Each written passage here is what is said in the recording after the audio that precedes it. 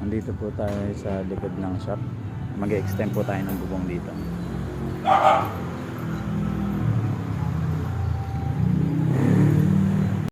Ito yung gamit ko nung nag-umpisa ako ng woodworking. Hanggang ngayon buhay pa. At nagagamit pa rin. Ayun o, bubuo tayo ng bubong.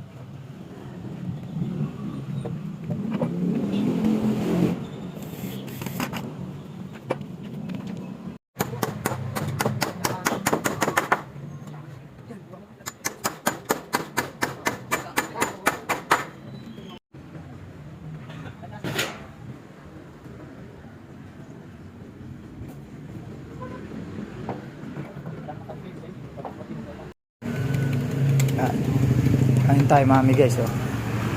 Guys, kain guys. Tama natin si Boss Yayek. Sinognog. Napulot namin sa angkungan. Ang sarap ng kungan. May viral na video yan. Twet.